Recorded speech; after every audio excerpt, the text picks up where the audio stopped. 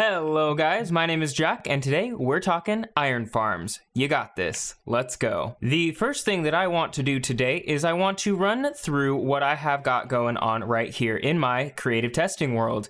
This is a working iron farm with one cell that has a kill chamber with a lava blade, and then an entire sorting system that converts all of the poppies to bone meal, and everything gets placed in a sorting silo. Of course, all of this is modular. All of this can be changed and adapted to your world. So I'm going to break down each piece individually and show you guys how I built this up. It is a very important distinction to note that this farm right here is a product of my testing. So what I do want to say is that as we go through the tutorial, if you guys screenshot this right now and try to build it, you may have some small problems. For instance, as the minecart travels past here, if the Iron Golem is close enough in this water, he can actually hit the zombie. And I have had zombies die in this location right here before. So in my tutorial, I will be moving this location actually further back, which is still within the spawning platform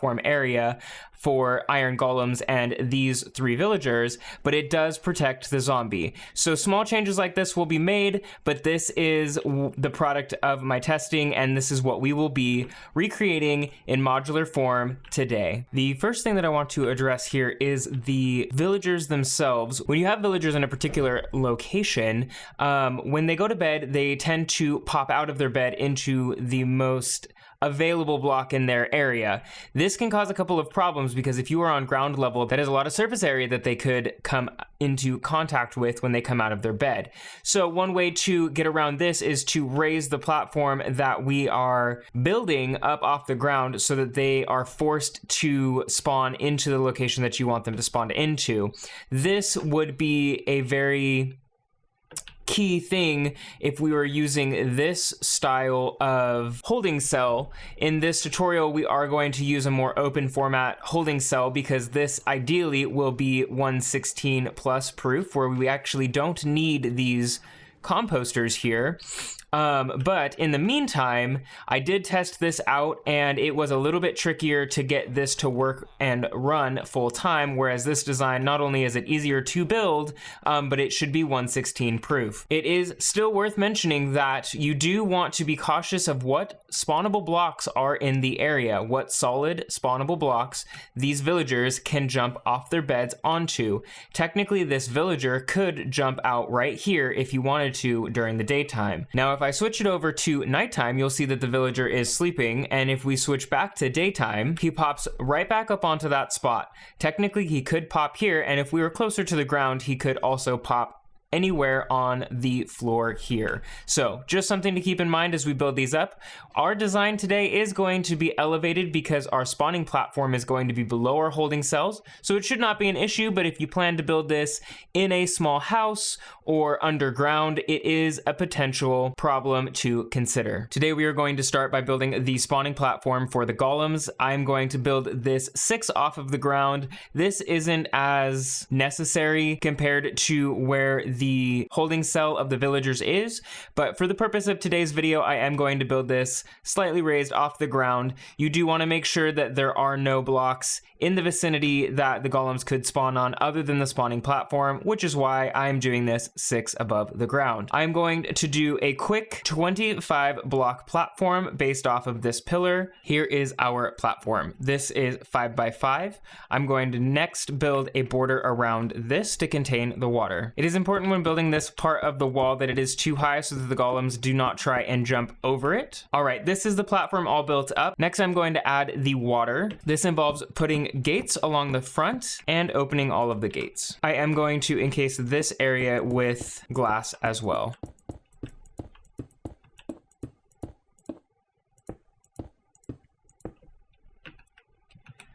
Next, I am going to fill the platform. I have placed water sources along the back wall here, and that lets the water stream across all of the fence gates. When an iron golem spawns in this area, it'll be pushed forward over the fence gates and drop through. Here's the completed spawning platform.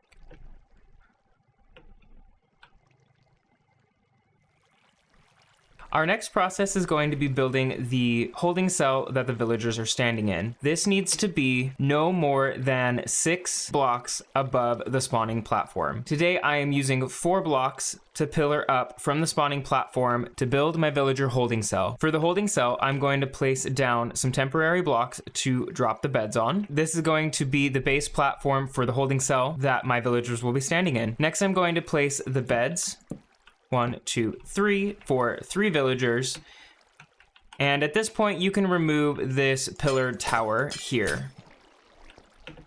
You can also remove all of these blocks that the beds are structured on. This now elevates our villagers to be between the 5th and 6th block when they're standing on their beds. Okay, so the next thing that we need to do is encase the platform here with some glass to keep all of our villagers from jumping off.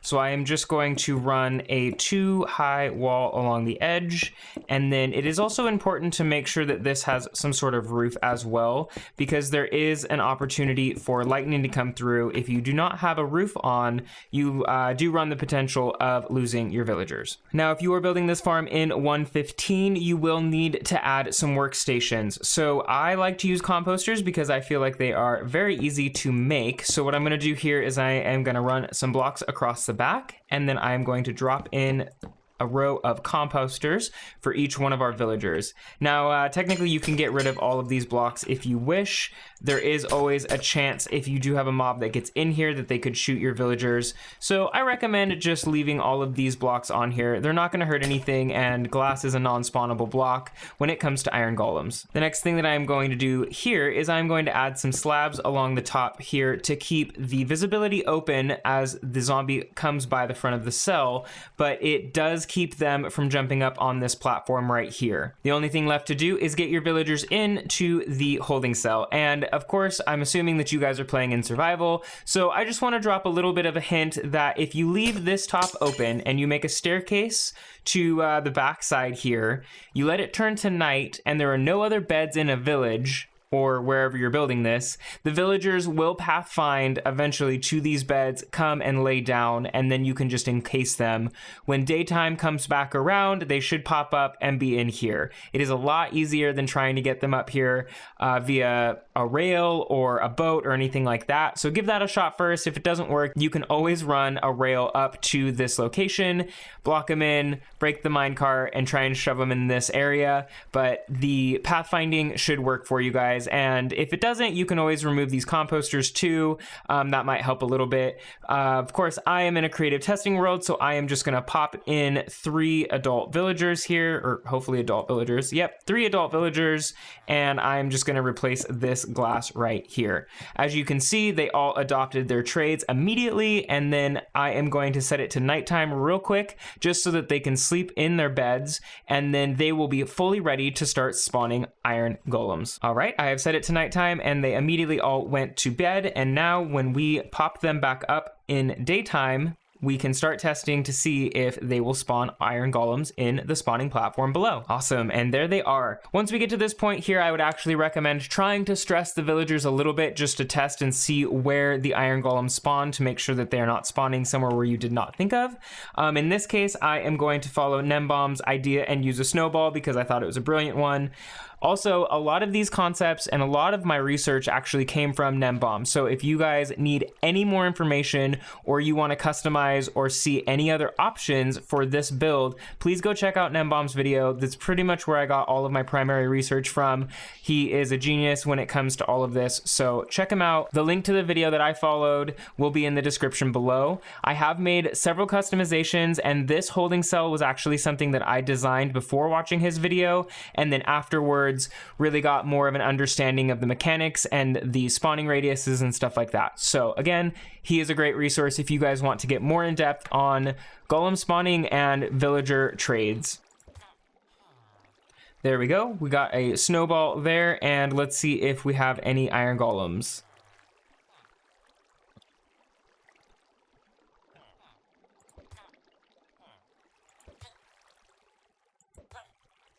And there we go. We have an iron golem.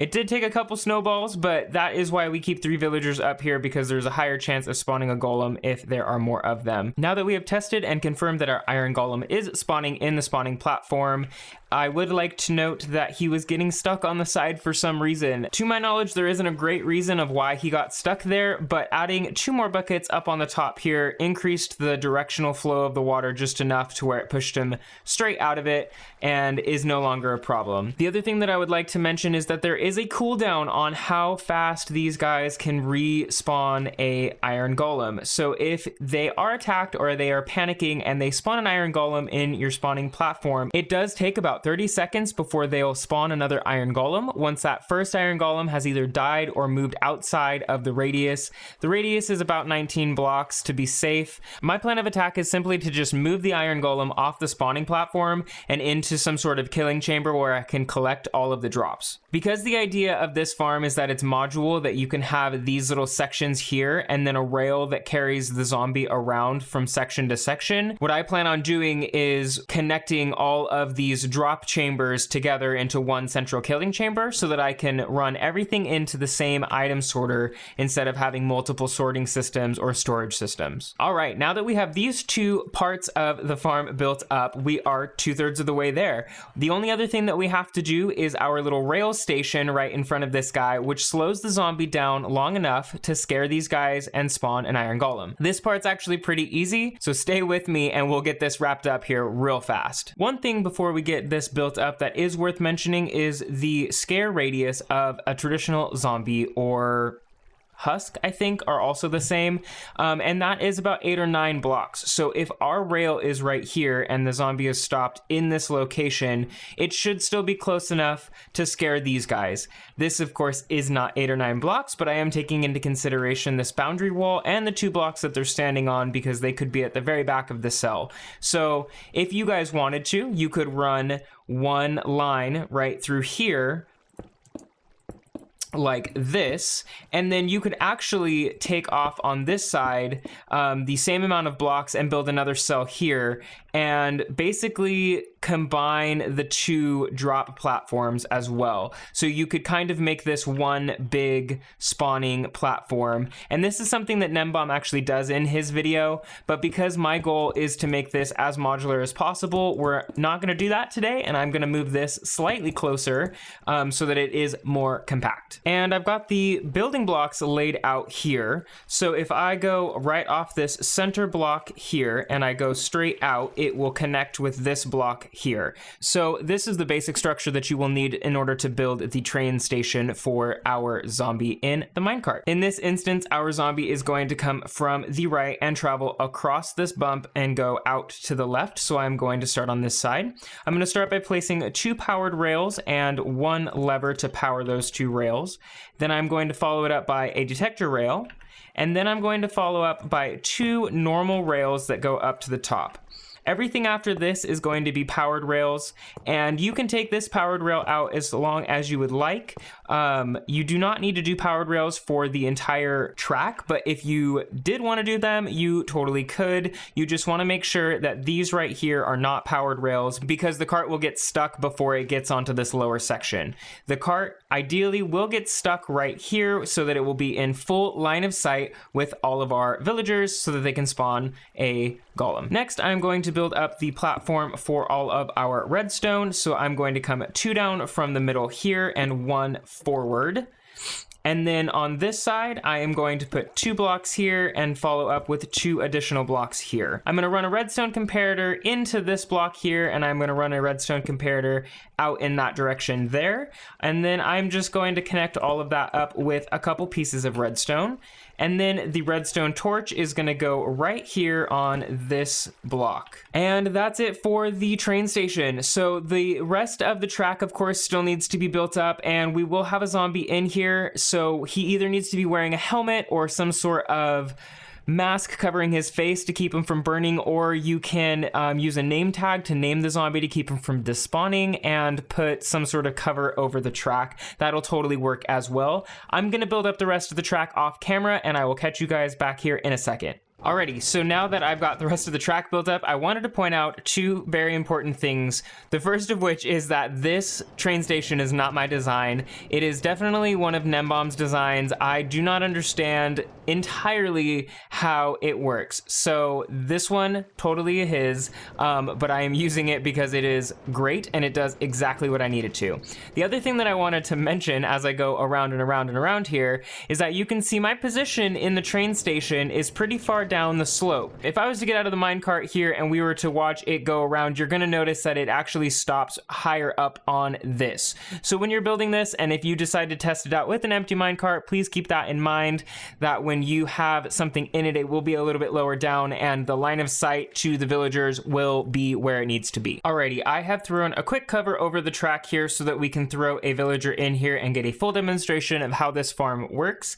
If you want to have a little bit more fun with it and not just cover the zombie so that it doesn't burn and die, one of the things that you can do that I really enjoy and I think is super comical is getting a head of some sort, like a wither skeleton head or something like that, and you can actually use a dispenser and the zombie to throw the head onto the zombie, and it is quite comical. Of course, it does add a little bit of a step in terms of getting the zombie into the minecart and into the farm, but it can be totally worth it if you are going for comedic effect. Today, to keep things simple, we are just going to use a name tag on a zombie and make sure that he is not exposed to the sun, and I'm going to do that right now. And now we have a zombie in a minecart, and he is going round and round and round, and he is spooking our villagers. As you guys can see, we already had our first Iron Golem of the farm pop out, so these guys are currently in their cooldown time period of 30 seconds. Now, if you do build a farm, please keep that in mind, that you either will have some times where this guy comes by and they don't spawn an Iron Golem, and then there will be some times when they do. The other option that you can do is to stretch out the farm enough to where he only comes by every 30 plus seconds, and then you will get an Iron Golem every time he stops at that specific train station. This is probably the way to go in terms of efficiency purposes, but if you do only have a couple spaces here and you're not really worried about getting something super efficient going on, then it's not a big deal if it doesn't spawn every time. I just wanted to make sure you guys were aware of that little quirk in this design. Alright, so this path, he probably will spawn an Iron Golem here. The only other reason that they are maybe not spawning an Iron Golem right now is that they could potentially be seeing this guy down here and not thinking that it is necessary to spawn an Iron Golem. So I have actually at this point gone through and removed that Iron Golem that was walking around down on the floor there, and as you guys can see, they spawned in a new one right away.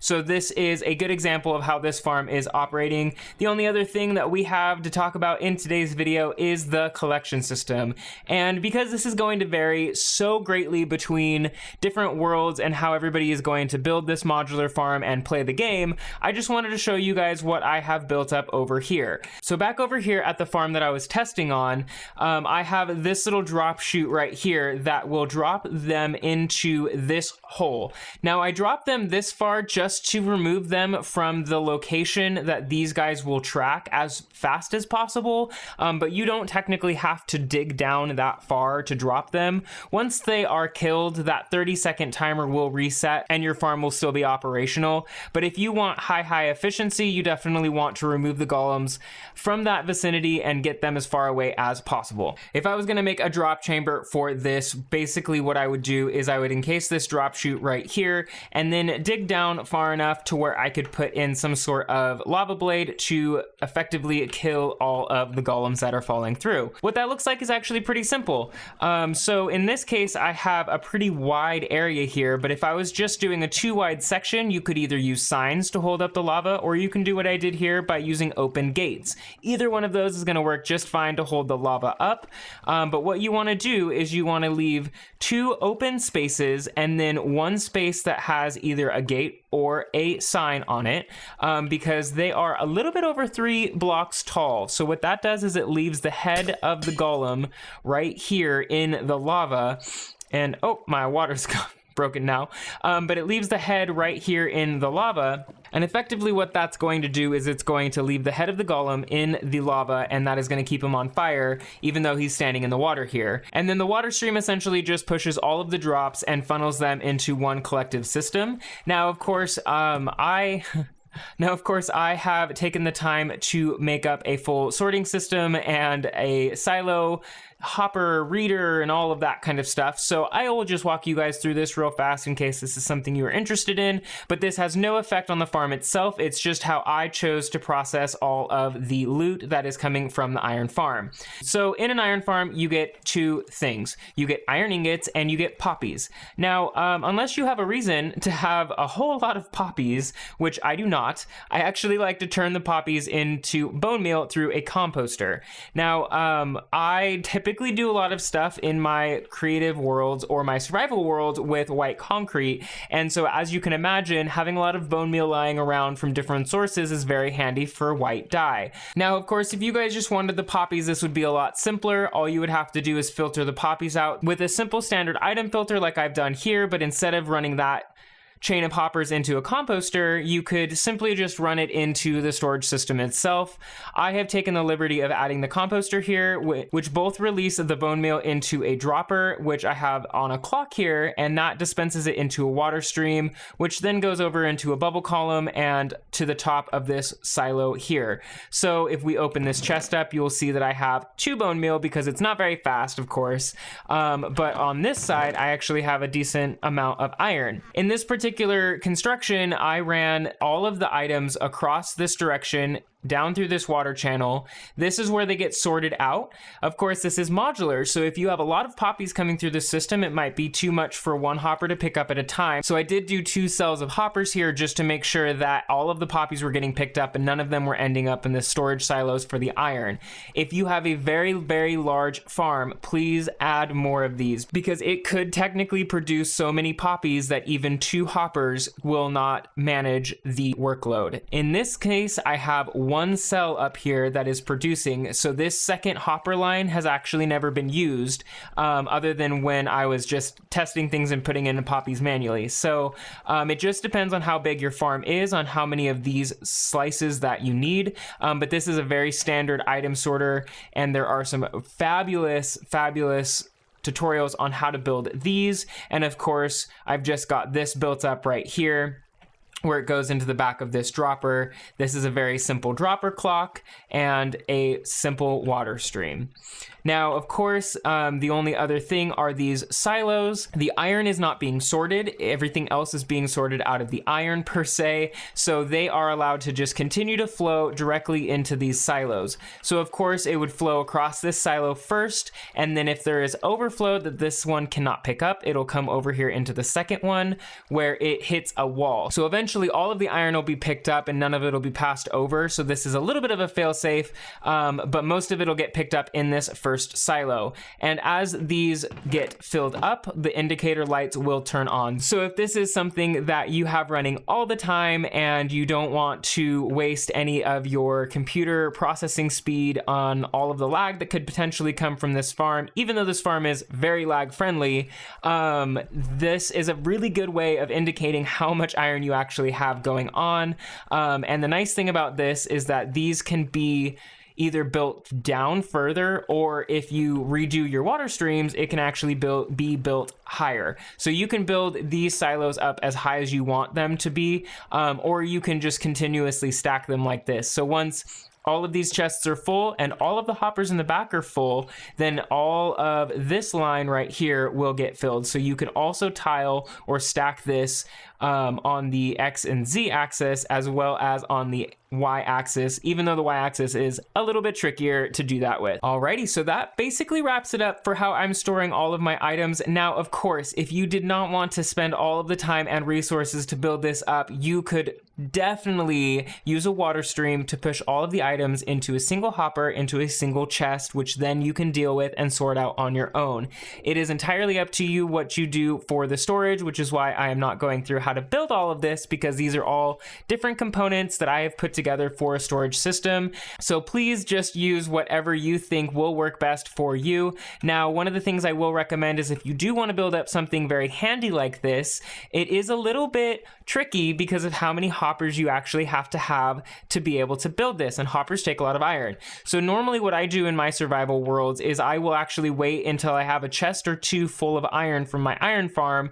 I will go through and I will then then build up the large storage system. So sometimes you have to take it in stages, but for this purpose, I have everything built up to show you guys. And with those 4 aspects of the farm totally built out, that is going to do it for today's tutorial. I am going to put some timestamps in the description below in case you guys need to go back and check out a specific part of the video to see how you build one of the modular chunks. But all in all, I think that this farm is very straightforward and pretty resource light when it comes to the actual build of it. I know that one of the big things with iron farms is that it can actually be hard to get all of the resources involved to make the farm, and it's supposed to be an early game farm, so I tried to make it as easy and straightforward as possible for you guys. And of course, I just want to shout out Gnembon one more time because his video was very helpful, along with several other YouTubers that I watched when I was creating this video. If you are here checking this video out because you saw me build this farm on my Jackland survival series, thank you so much for coming over and taking a look. I definitely appreciate you guys so much.